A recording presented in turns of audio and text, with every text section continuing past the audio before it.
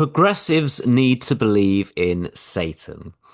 And this is why, because without a belief in Satan, we are very confused. We're very confused about the state of the world because we don't have a good enough understanding of evil, a good enough understanding of what's going on in the world.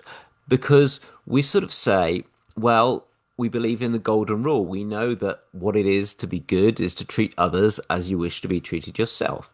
Love your neighbors as you love yourself. And we say, well, all religions, all ethical systems agree on that. That's what it is. That's quite simple. That's quite easy to get your head around.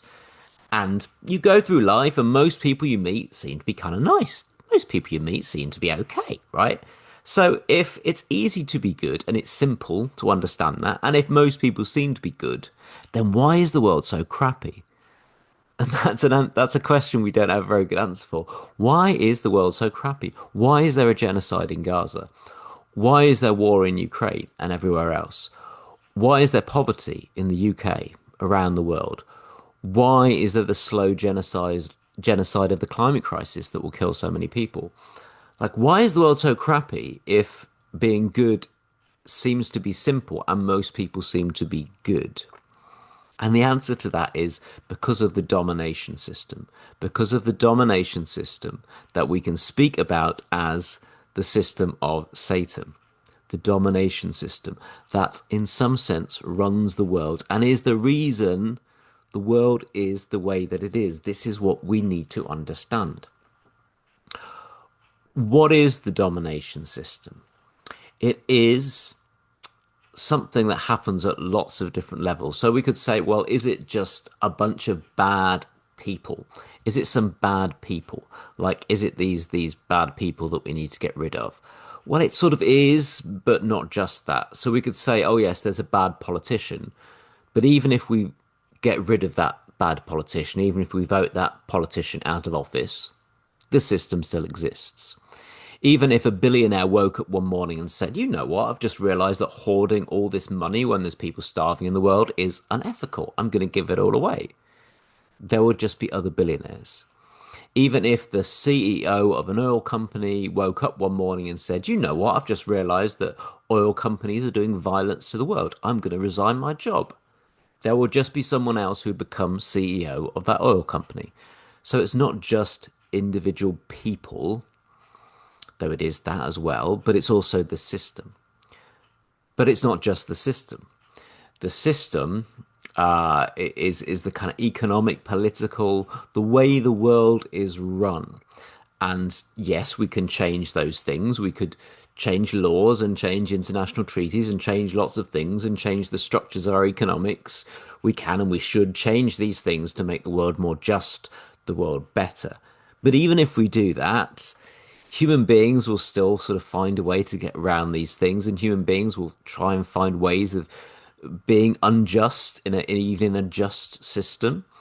And so a lot of the systems of justice, if the people are not on board or the people can find ways of getting around them, we still have the same problems. So therefore, is it just psychological, spiritual? Is it just at that inner level?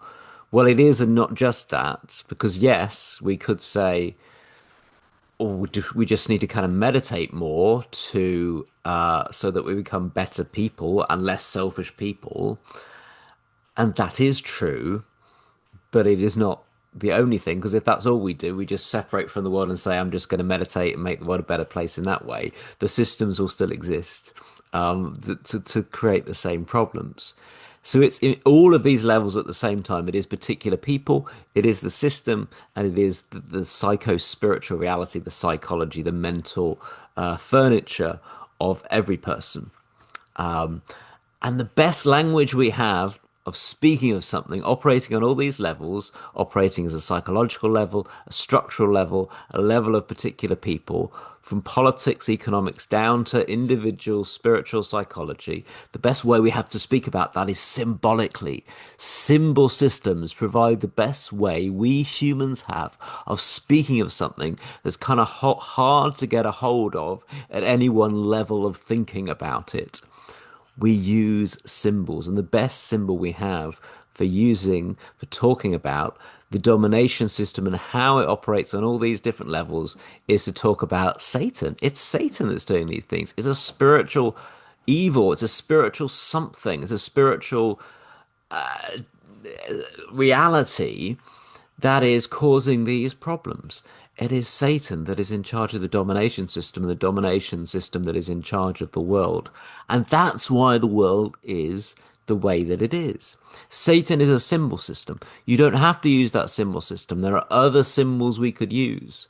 The Cree Nation of North America talk about the winter spirit as the thing that kind of infects people and makes them so selfish and they consume so much. If you're infected by the winter spirit, you just consume and consume, and you're like a cannibal, and you eat and you eat and you don't give anything back.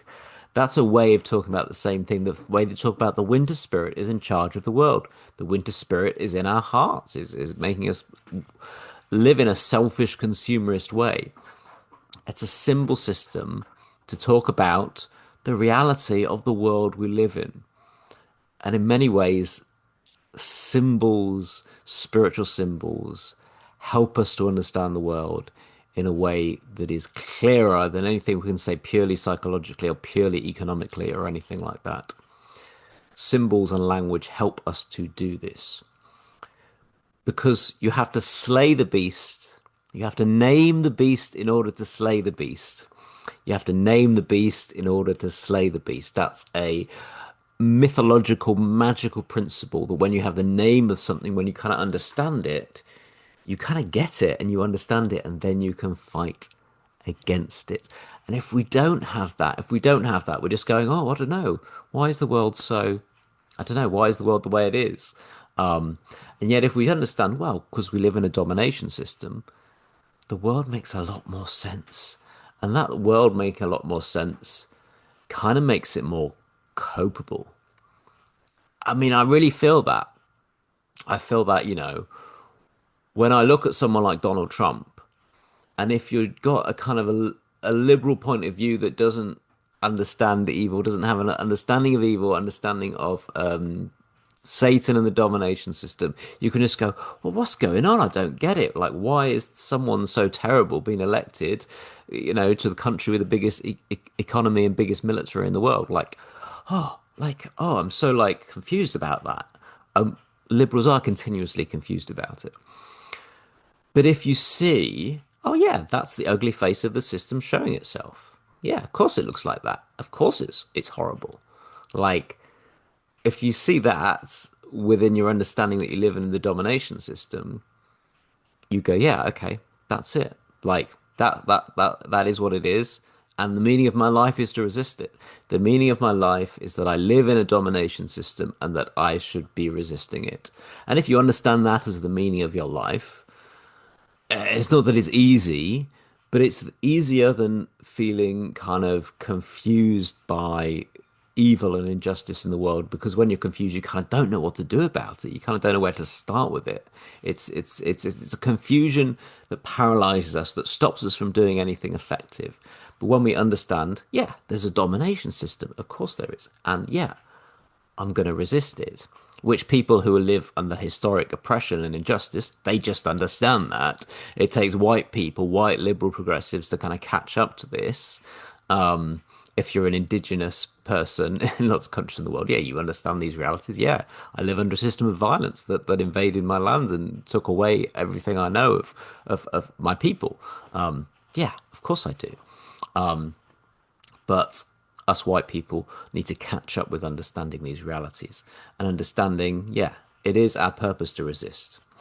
And that, finally, the domination system, though it is incredibly powerful, is not it's not so powerful that it can't be defeated. In fact, it's sort of based on lies. It's sort of based on paper thin nothingness. It's a kind of a trick.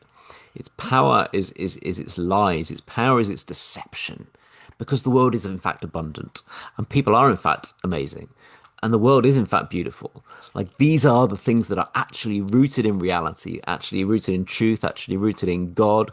The reality of God and love and abundance is actually more real than the confusion of the domination system.